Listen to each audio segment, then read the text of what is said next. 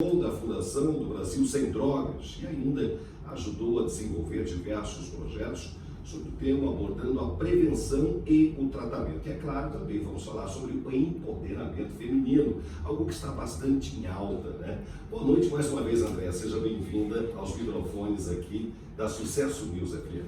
Eu que agradeço, Hélio, a oportunidade de estar aqui outra vez. Eu adoro a Sucesso, as entrevistas aqui são sempre muito interessantes. Muito bem. Olha, empoderamento feminino é algo que hoje está em alta, se fala certeza. muito, mas ainda tem muita gente que não entendeu muito bem o que vem a ser esse empoderamento feminino. Fala um pouquinho pra gente sobre isso, né? Olha, eu estou vivendo um momento diferente do empoderamento feminino, né, que é a questão da eleição, e nesse momento, eu acho que as mulheres, eu sempre brinco, que quando você está dentro de casa, quem é que está mandando dentro da sua casa, né? É sua mãe, sua avó, né? Suas tias, está todo... Se você olhar, é Esposa, a esposa quando é casada, a esposa inclusive manda mais que as outras, hein? Com certeza.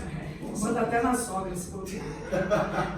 E quando a sogra não aceita isso, inclusive há até algumas divergências. Olha, inclusive eu já li uma história de que tem uma tribo que proíbe a sogra de ter relacionamento com a nora, tá? Ah, é? Quando tem o casamento, as duas não podem mais se falar. Essa tribo, ela é realmente precursora No Brasil isso? Não, é na África. Ah, é na África? É na África. Ah, interessante isso. Ela é precursora como é que se diz, da solução dos relacionamentos De familiares. uma certa forma não vai ter confusão, porque as duas não vão ter uma relação de amizade ou qualquer outra coisa.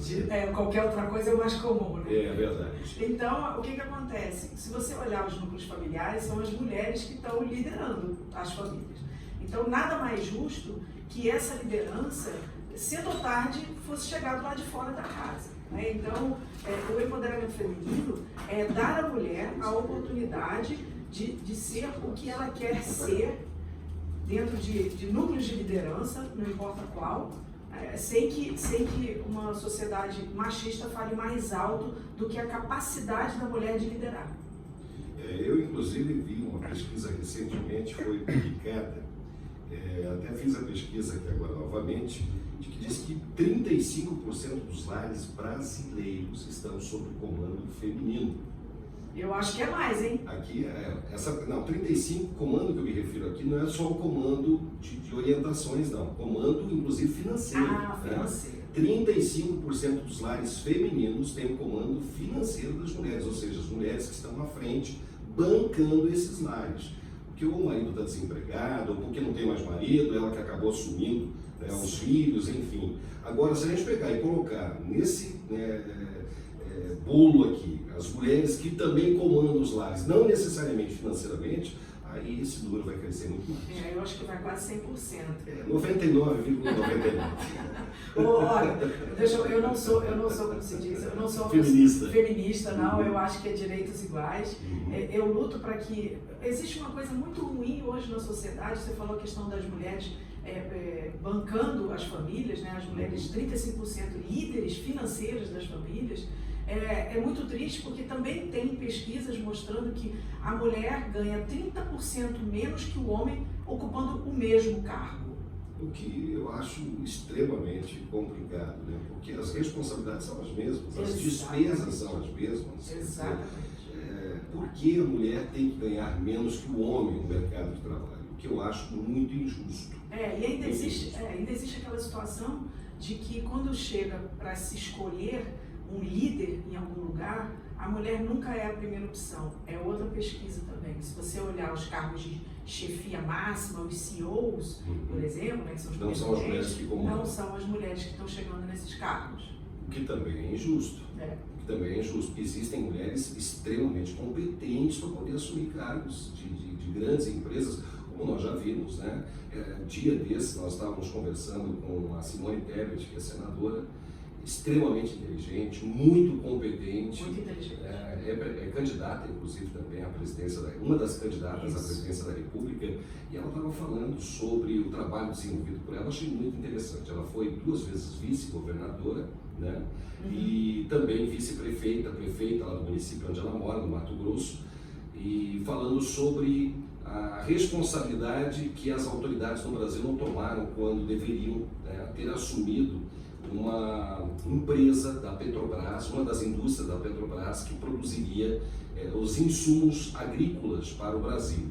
Como o Brasil deixou rolar essa situação e com a guerra da Ucrânia, a coisa ganhou uma proporção maior e, consequentemente, acabou que aumentando o custo de produção no Brasil. E ela falou que se isso tivesse visto lá atrás, tivesse sido cuidado como ela tentou, talvez o Brasil hoje tivesse um custo maior na produção agrícola de todos os produtos praticamente produzidos aqui no Brasil. Olha só, você vê, eu não sabia desse caso, eu não ouvi essa entrevista. Agora você para pensar, você vê o quanto a administração é o detalhe, né? Porque ela falou um detalhe que virou algo gigantesco e que no final das contas a gente está comendo mais caro por causa disso. Muito mais caro disso. Olha só, você vê um detalhe, um pequeno detalhe fez com que a população, claro... mudasse completamente o rumo da coisa. Exatamente. As mulheres, eu costumo dizer que elas são mais detalhistas nesses pontos. Elas são mais detalhistas, são mais observadoras. O homem não, o homem já é mais impulsivo nas ações dele, isso é natural. E eu vou te trazer um detalhe para confirmar o que você acabou de falar. Você sabe que na construção civil, as empreiteiras elas contratam mulheres para fazer rejunte. Porque o rejunte o que é? É você ir com o dedinho e fazer lá o acabamento. É o fim do acabamento. Exatamente. E a mulher passa o rejunte, depois ela passa o dedinho dela e vê se ficou com bolha, vê se ficou com falha. É uma característica que o homem na construção civil não tem. Elas são mais cuidadosas, mais observadoras. Isso não há dúvida com relação a isso. Além, é claro, de serem também, pelo fato de terem consigo a questão da maternidade, que também é algo que desperta na mulher o sentido materno, o cuidado com o ser humano, o cuidado com o semelhante, o cuidado com as pessoas. Então, nos cargos políticos, as mulheres acabam se destacando por esse motivo. É verdade. Por esse motivo. É uma pena que no Brasil, onde nós temos 53%, 54%, há uma avaliação de eleitoras mulheres e 46%, 47% de eleitores homens, Brasil inteiro, no Congresso Nacional não é esse reflexo que nós vemos. Não, infelizmente. E olha... As câmaras municipais, federais, estaduais, quer dizer, parece que só tem homem no país, não tem mulher. Vamos ver se essa realidade muda agora. A legislação que obriga a ter um percentual de mulheres nos partidos tem ajudado muito as mulheres a chegar lá. Por quê? Porque o que adiantava você estimular a mulher a chegar na política e chegar na hora de montar as chapas, as mulheres ficavam de fora. Não, agora as chapas têm um percentual obrigatório de mulheres. E mais, as mulheres também recebem a verba partidária antes dos homens, que é para estimular a candidatura feminina, sim. Eu acho que a mudança mais importante que aconteceu no processo eleitoral foi exatamente tirar a mulher do papel que ela tinha antes. Porque antes, o papel da mulher era apenas ali cumprir uma cota. Antes era assim, olha, 30% do grupo tem que ser a mulher. Aí eles colocavam lá um monte de nomes femininos lá, de mulheres que não sabiam nem que eram candidatas, mas que estavam lá apenas para cumprir a cota. Não iam nem para a rua pedir voto. Hoje não.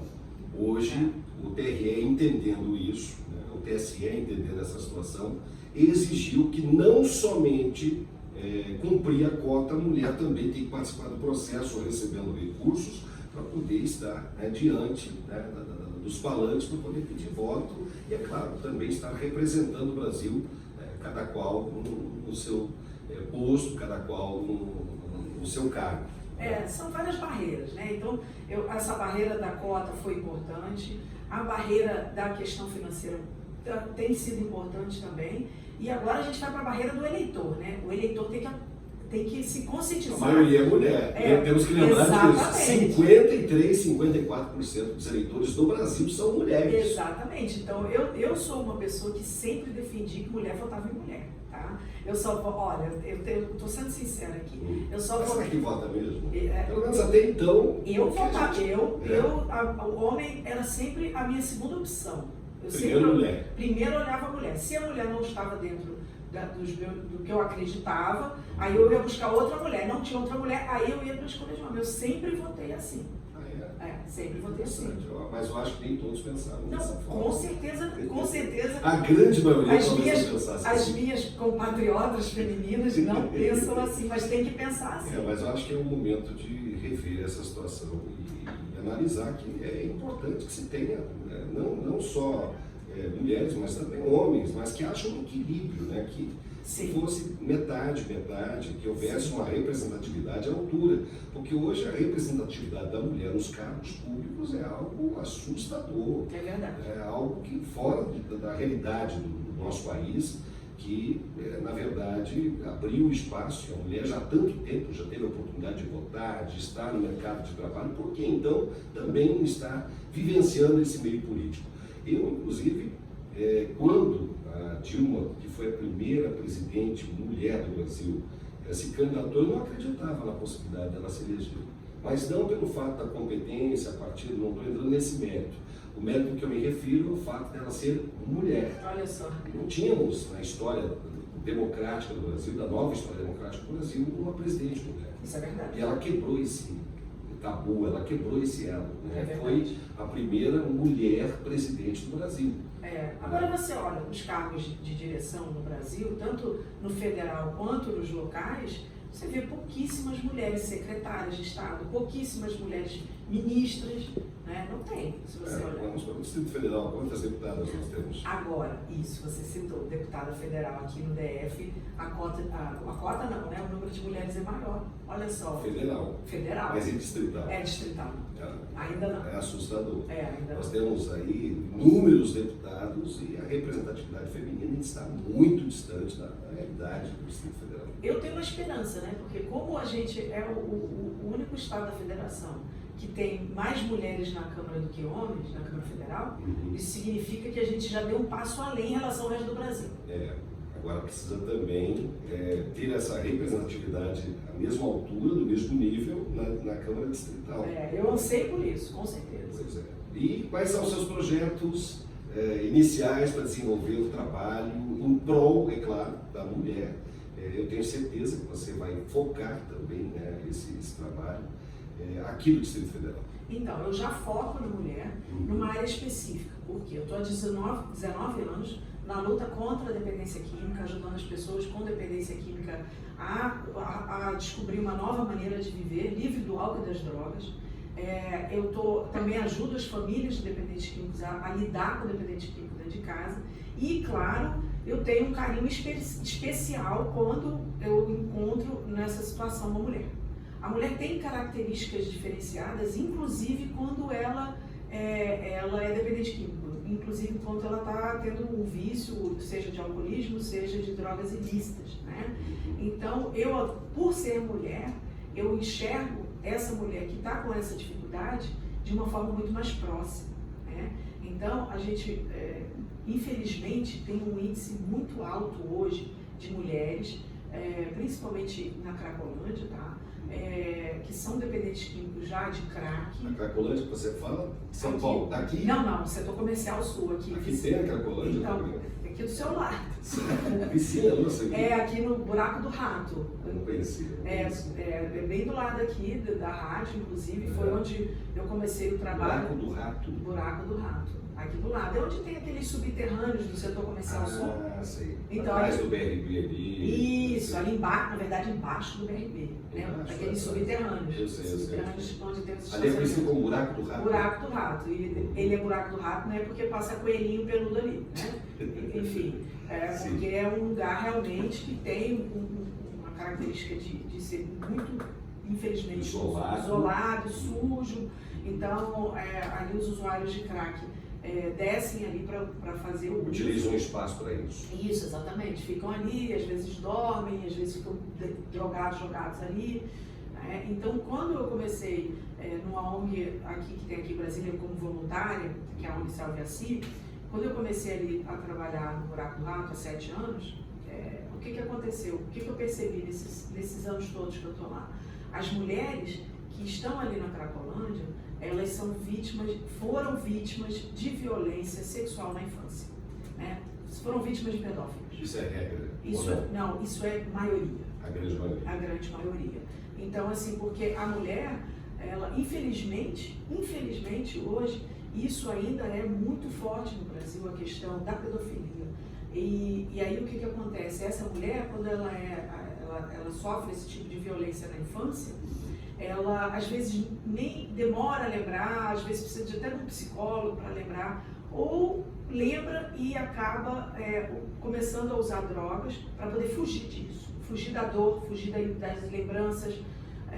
E eu já peguei situações ali no Buraco do Rato de mulheres que não estavam morando aqui no Buraco do Rato, não voltavam para casa porque o abusador dela, da infância dela, que era um parente próximo, estava em casa ainda, porque 70% das crianças abusadas são abusadas por pessoas muito próximas, que estão ou dentro de casa ou é um vizinho, ou é um... Por que elas não buscaram, de repente, denunciar esses abusadores? Olha, existia uma questão social que isso tem que ser quebrado, e já está sendo quebrado, de que a criança, quando ela não denuncia, porque eu já ouvi isso, tá? Não é uma coisa da minha cabeça, não. Eu já ouvi pedófilo em depoimento dizendo que a criança estava gostando, por isso que não denunciou.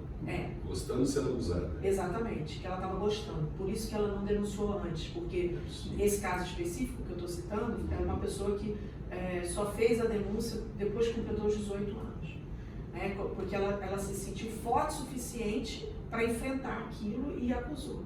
E aí no tribunal o pedófilo foi e disse isso, ela gostava, ela me seduziu, né? Eu já ouvi depoimentos, eu tenho uma grande amiga de redes sociais, que ela fala abertamente do caso dela, né, que ela começou a ser abusada com 2 anos de idade. 2 anos de idade, a Jenny, minha grande amiga, ela fala abertamente que o abusador dela dizia que ela seduziu ele com 2 anos de idade.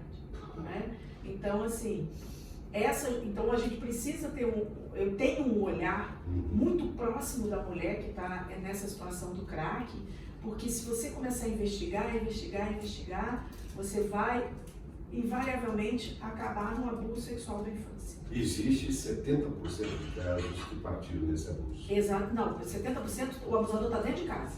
dentro de casa. Exatamente. Mas que entrar no mundo da droga, existe. É mais do que isso. É mais? É mais do que isso. É um absurdo. É um absurdo, infelizmente. Uma realidade. Bom, a produção está me sinalizando que está na hora de faturarmos, fazer a alegria do patrão. Nós vamos dar um giro nos nossos comerciais e voltamos já bater esse papo aqui com Andréa Salles, ela que é jornalista e pré-candidata também, né, a distrital. Pré-candidata não, eu ainda estou com o pré na cabeça aqui, né? Agora ela já é candidatíssima, né? Já está homologado pelo Tribunal Regional Eleitoral, então os pré-candidatos foram pré-candidatos até ontem, hoje não existe mais pré-candidato, agora são todos candidatos. A gente volta já. Agora são 18 horas e 41 minutos, horário de Brasília, 18h41. Faz sentido, o Celson Bianchi falou que ele gravou hoje cedo, logo mais, às 6 horas da matina, e dá para se observar que ele ainda estava com um pouquinho, né, aquela voz de sono ainda, Paulinho, deve ter despertado depois. Certamente não tinha feito um café, ou o Celso não estava por perto, senão teria tomado um copo desses de 300 ml de café e ficava elétrico. Bom, 18 horas e 41 minutos, está rindo lá dentro, ó. 18 horas e 41 minutos, horário de Brasília. Nós vamos voltar aqui, bater um papo agora com a nossa entrevistada de hoje, Andréa Salles, que é candidata a deputada distrital aqui pelo Distrito Federal e tem trabalhado a questão de grupos aí em prevenção à utilização das drogas, principalmente as mulheres, né, Andréa? Isso, exatamente. Meu foco sempre será as mulheres. Só as mulheres, só as usuárias, no caso? Não, na verdade eu só trabalho com os dependentes químicos e os familiares dependentes químicos. Porque o que acontece? Quando você vai para as famílias, né, quando você vai para o amparo às famílias, você invariavelmente encontra na linha de frente as mães. Né? As mães, tudo bem, tem esposas também, tem irmãs, tem tias, tem pais também, avós e tal, mas invariavelmente é a mãe que a gente encontra pela frente pedindo ajuda para um filho que está com dependência química, né? Não que a mãe esteja envolvida, mas pedindo socorro para tentar salvar o filho, né, do mundo das drogas. Então, normalmente, o que acontece?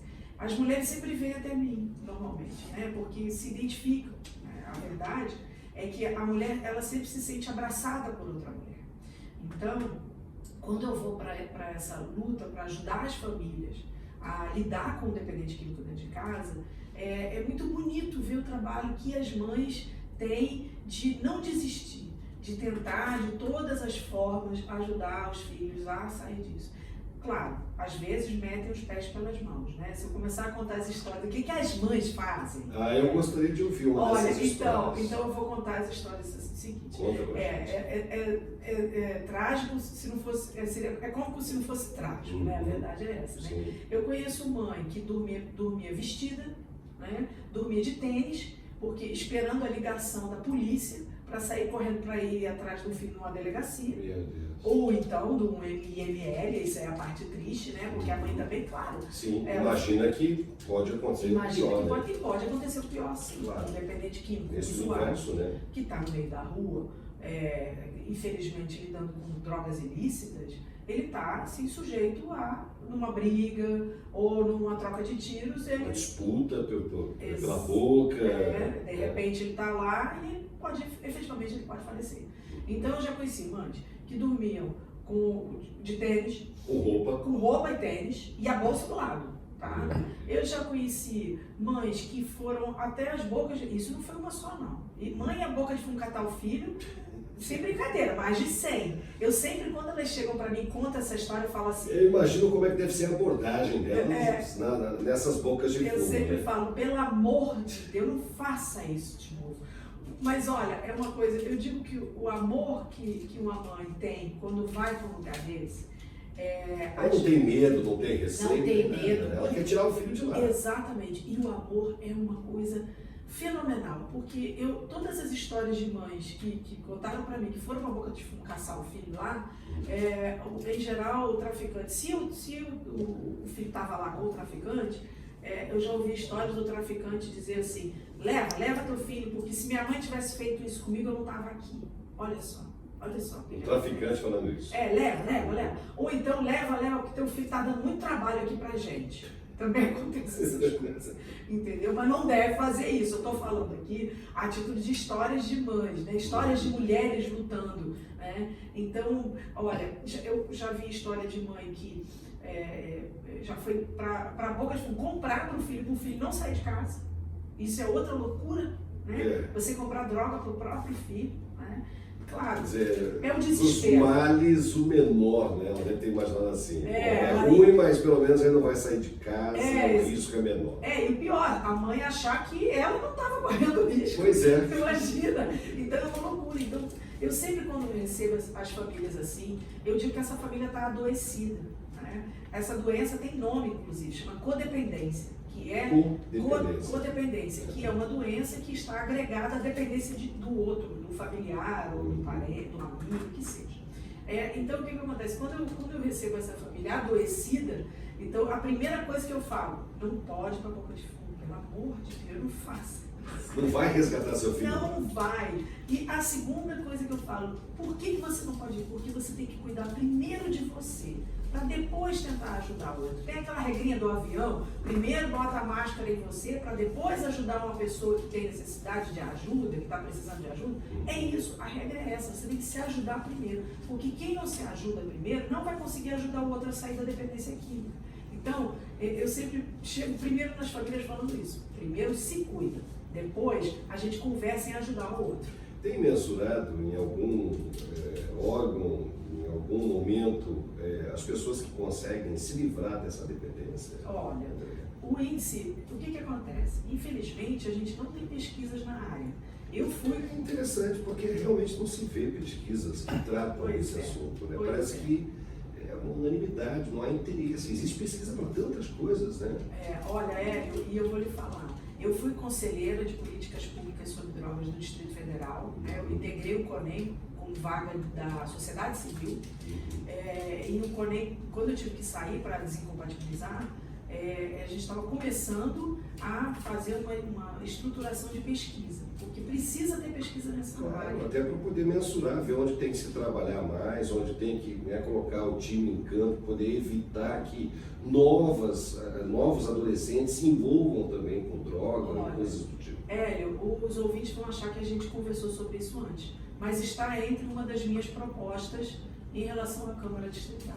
Nem houve tempo da gente conversar antes, Pois eu cheguei aqui em cima da hora, cheguei aqui 5 para as 6, a gente nem conversou e você tocou no principal pilar meu. Por quê? Você não consegue ajudar nem se vê, né? Exatamente. Eu trabalho nessa área de comunicação e jornalismo já tem pelo menos 30 anos. E eu estou tentando me lembrar aqui em algum momento que eu tenha visto alguma pesquisa que aborda exatamente essa questão. Não se vê isso. Não tem. Tem tantas pesquisas, se vê pesquisa para tudo. Exatamente. Né? Por que não há pesquisa para poder abordar esse assunto que é tão importante para o nosso meio? Pesquisa é um investimento e eu acho que os governos não estão investindo em pesquisas. Nessa área, pelo menos, porque talvez não haja interesse, né, de atender essas demandas. Porque quando não tem pesquisa, não tem mensurado o tamanho do problema. E quando não tem o tamanho do problema mensurado, fica mais fácil passar a peneira em cima do sol para poder tapar, o buraco, ou jogar a poeira debaixo do tapete. Olha, eu quero acreditar que as pessoas não tiveram essa ideia, tá? Ainda. Por quê? O que acontece? Eu coloquei como proposta principal dentro da Câmara a questão de você fazer um mapeamento, primeiro, das zonas de uso. Separavam quais as zonas de uso e o que cada zona de uso está usando. E aí, eu te falo, por que eu pensei nisso? Tem um exemplo que a gente deve seguir, que eu acredito, que eu já conversei com eles, que é o pessoal da Islândia, aquele país que é uma ilha. Aí eu sempre brinco assim, Brasília é uma ilha, então a gente não vai ter muita dificuldade em aplicar as regrinhas que eles aplicaram lá para sair em 20 anos do país com o maior uso de drogas lícitas e ilícitas entre os jovens para ser o menor 20 anos depois. Eles estavam com 40% há 20 anos, hoje eles têm 2% de uso só. Então, eu sempre uso os exemplos deles. E qual foi o método utilizado? Primeiro de tudo, pesquisa. Eles mapearam. Começou com a pesquisa para mapear a situação. Exatamente. Depois que eles mapearam as zonas de uso, o que cada zona está usando. As classes sociais. As classes sociais, as condições familiares, condições educacionais. Eles foram nas escolas, eles foram direto na fonte, eles pesquisaram com os alunos, e aí depois de eles fazerem esse grande levantamento, eles separaram o país inteiro dentro de grupos comunitários, montaram grupos comunitários, trouxeram a sociedade para discussão, olha só que legal, fizeram tudo isso dentro das escolas, e a partir daí, cada núcleo comunitário aplicou o que era mais eficaz naquela região. Porque outra coisa no Brasil que nunca dá certo. Vem com uma situação e aí quer aplicar a regra para estrutural e para o Lago Sul. Não vai dar certo. A mesma regra. Não vai dar certo. Então você tem que separar por núcleos comunitários e trazer a sociedade para a discussão e a sociedade resolver, junto com o poder público, o que é eficaz e o que não é eficaz para aquela região. O que é óbvio, né? Para você resolver um problema, você tem que primeiro entender o problema. Isso. Não se resolve um problema sem entendê-lo. E para você entender, você tem que ter pesquisa, tem que saber o porquê, aonde que a droga entra, como ela entra, como o jovem é abordado, qual é o acesso, qual é a classe social, as demandas familiares. Quer dizer, são tantas perguntas que envolvem a questão sem resposta. Eu particularmente estou cansada demais do mesmo.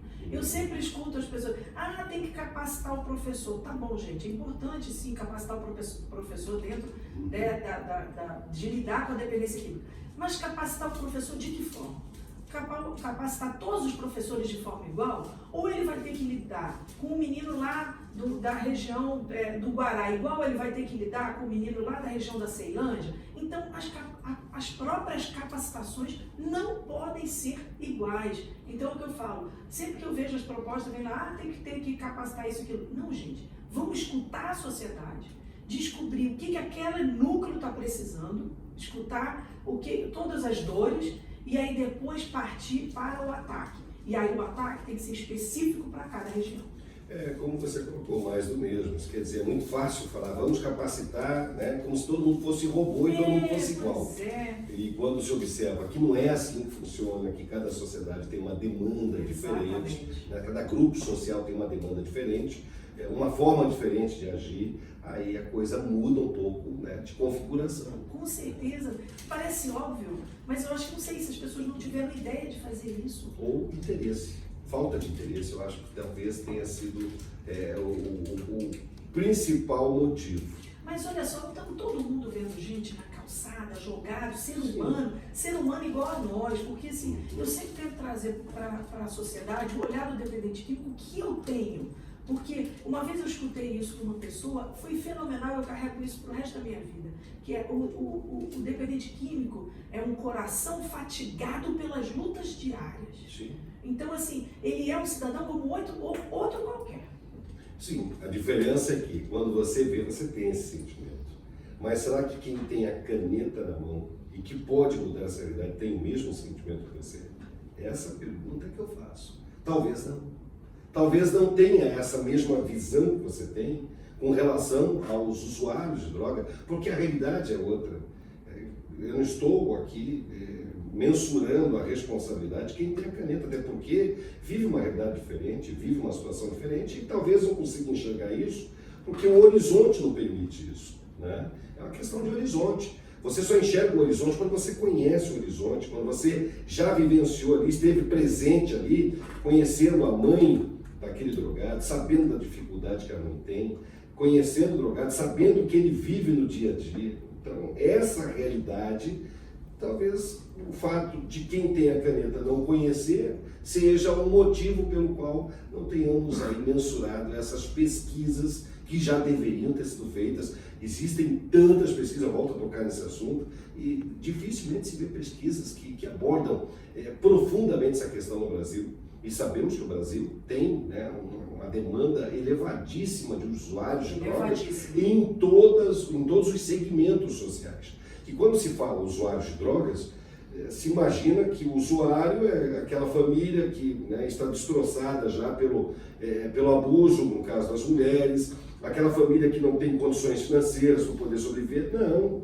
Tem famílias de poder aquisitivo, né, famílias de classes sociais elevadas, classes A e B, que estão na mesma situação, envolvidas com drogas também, ilícitas, enfim. Eu costumo dizer que a droga é a coisa mais democrática que tem em nosso país, porque ela chega na casa do Lago Sul e ela chega lá no Santa Luzia, na Estrutural, da mesma forma, atropelando do mesmo jeito. E driblando as autoridades também da mesma forma, o que é impressionante. É muito triste porque eu sempre tento trazer um olhar de empatia para a causa, né? É uma causa dura, é uma causa que muita gente está ouvindo agora a rádio e está sofrendo dentro de casa, mas está sofrendo em silêncio, não tem coragem de falar, tem medo, vergonha é o que tem mais, né? Então eu sempre tento trazer para cá, quando eu vou para o microfone, sempre lembrando,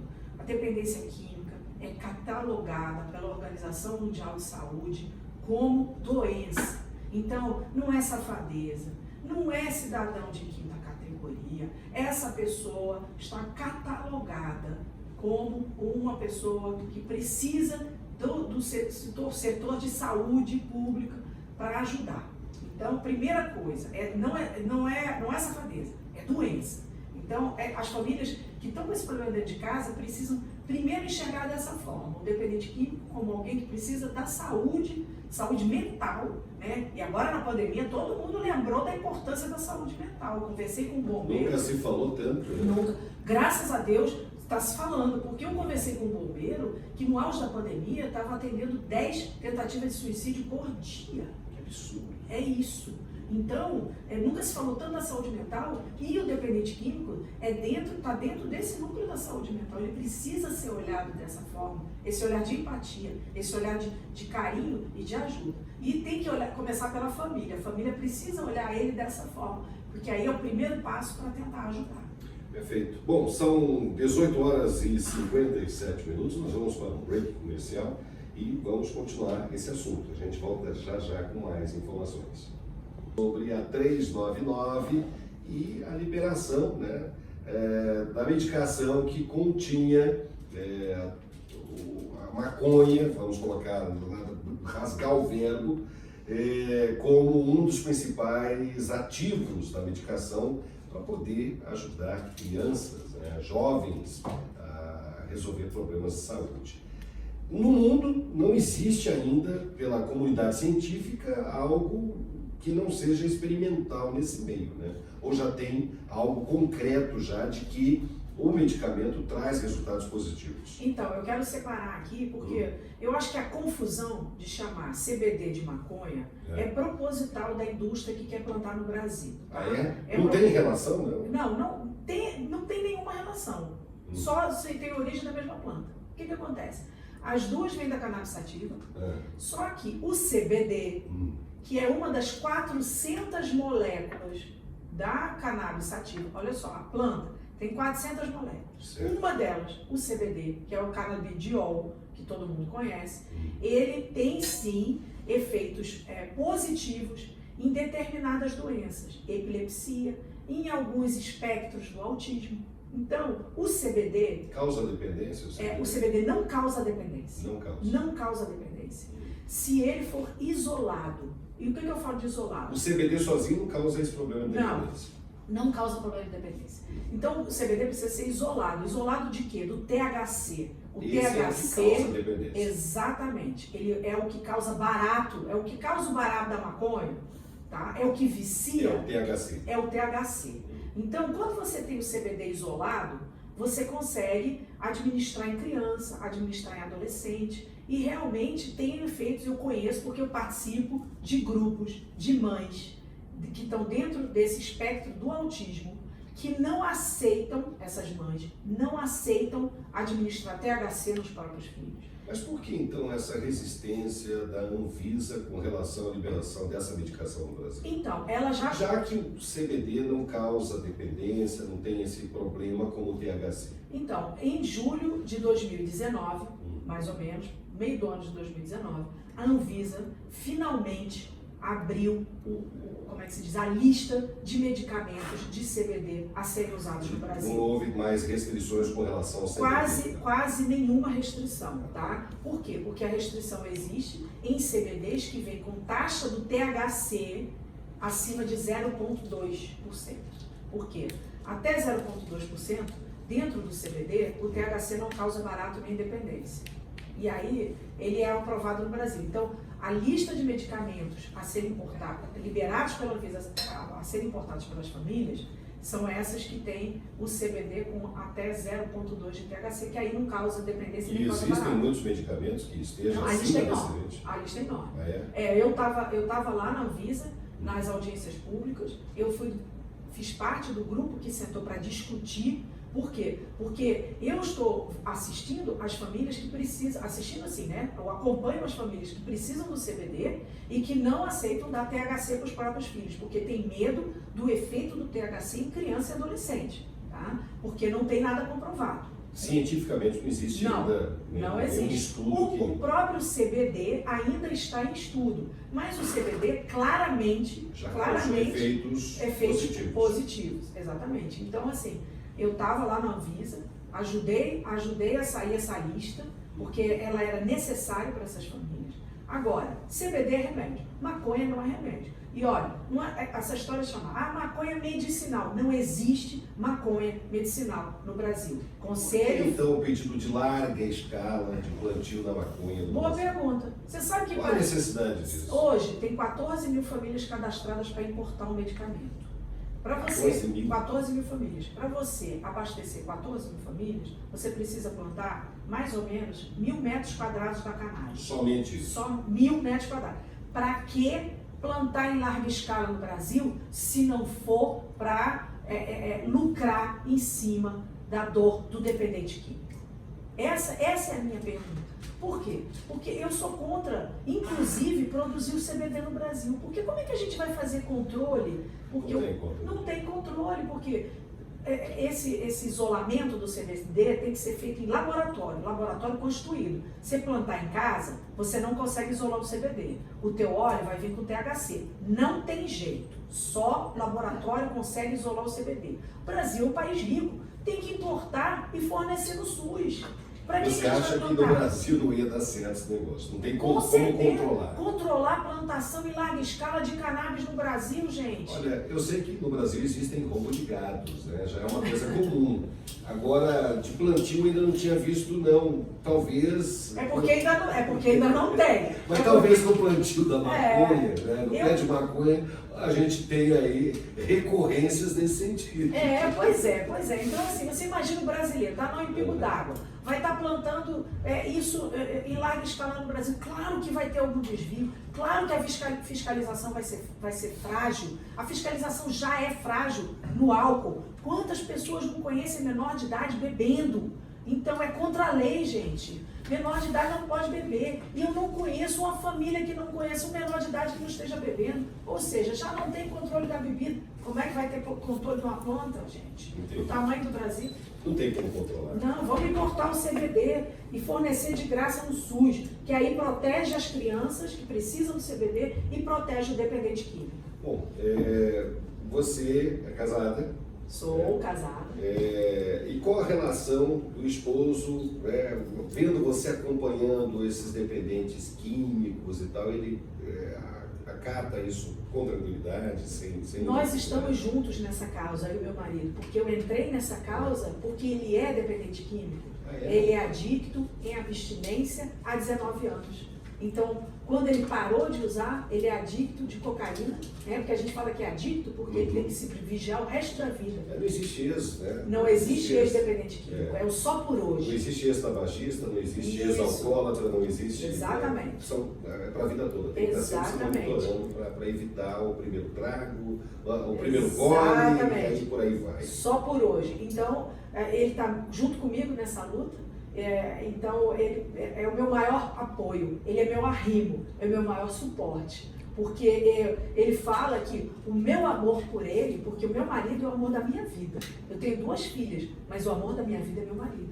Então, ele hoje diz que o amor que eu tenho por ele é tão grande que expandiu para todos os dependentes químicos. Interessante. E olha, temos uma homenagem para você. Está aqui logo atrás. Aqui.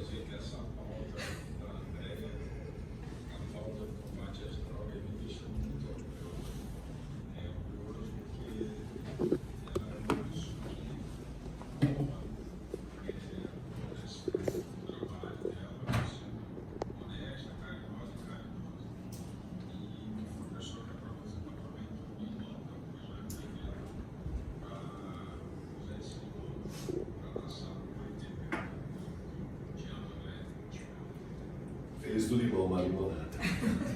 Te peguei de surpresa. Você me pegou de surpresa, velho. Eu nunca mais chego nesse programa sem conversar antes com você em cima da hora. Chega assim em cima da hora. Mas olha, o bom do jornalismo é exatamente isso. A gente conseguir captar a emoção do momento em que as coisas acontecem. Você é jornalista, você sabe perfeitamente como funciona isso. Olha, eu sou jornalista, mas você me deu uma pernada? Coleguinha me dando pernada? Andréia, olha, infelizmente nosso prazo já se esgotou, são 19h50, mas foi um prazer tê-la aqui. Eu espero ter outras oportunidades para a gente bater esse papo. É um papo que 2 horas é muito pouco. Eu acho que 4 horas ainda não daria para a gente conversar tudo sobre essa questão, né? Foi um prazer, desejo sucesso para você nessa empreitada, que Deus abençoe, que permita, né, que você consiga alcançar o objetivo e ser uma voz dessas pessoas que precisam desse socorro, né? E eu vou lhe conceder 1 minuto, né, mais 1 minuto, para que você possa encerrar. Só não pode pedir voto, né, e deixar um contato pessoal, mas você pode deixar o endereço do Instagram, enfim, fica à vontade. Não, fica tranquilo. Eu nem aprendi a pedir voto ainda. Ah, não? Ainda não aprendi. Mas aprende rápido. Pois é, porque a gente só pode começar a fazer isso hoje, né, lei eleitoral. Mas olha, Hélio, muitíssimo obrigado por esse espaço aqui, pela oportunidade de estar na Rádio Sucesso. Eu gosto muito daqui. Eu já estou me sentindo em casa, isso é um perigo no microfone. Raul, né? O Raul Canal, ele sempre acompanha a gente. Está ouvindo, né, Raul? É colega nosso aqui, jornalista também. Está ouvindo, né? Então, olha, eu agradeço mais do que tudo poder falar dessa causa, porque essa causa está em todas as famílias, essa causa está assolando a nossa juventude, e a gente tem que falar do assunto, por mais que doa, por mais que seja difícil, por mais que cause vergonha, precisamos falar disso. E você falou, você me desejou sucesso, né? Eu estou no lugar aqui do sucesso, e eu sempre digo que as pessoas só chegam em cargos públicos se aquele lá de cima autorizar, né? Então, todos que chegarão nesse pleito, lá sentar em todas as cadeiras que estão sendo disputadas agora, só sentarão nelas com a autorização do Pai Maior. Eu ainda vou um pouquinho mais longe.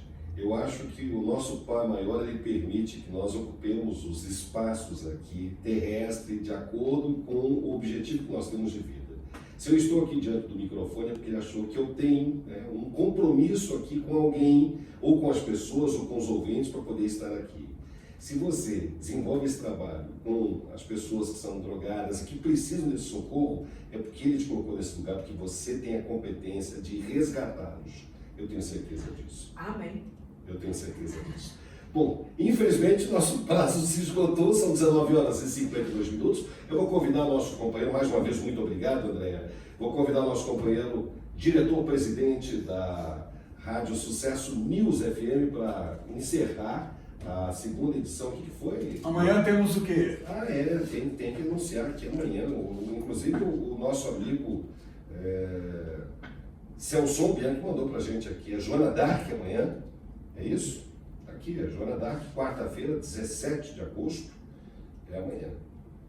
Às 18 horas, nós teremos aqui na segunda edição, Joana Dark, e nós teremos na primeira edição, às 8 horas da manhã, com Celso Bianchi, Rosilene Correia, que é pré-candidata, não, estou com pré-candidato na cabeça ainda, é candidata ao Senado Federal, né, pelo Partido dos Trabalhadores. Então, recapitulando, primeira edição, do Jornal da Sucesso, Rosilene Correia, e segunda edição, Joana Dark. Não foi aqui, foi para a fogueira não, tá?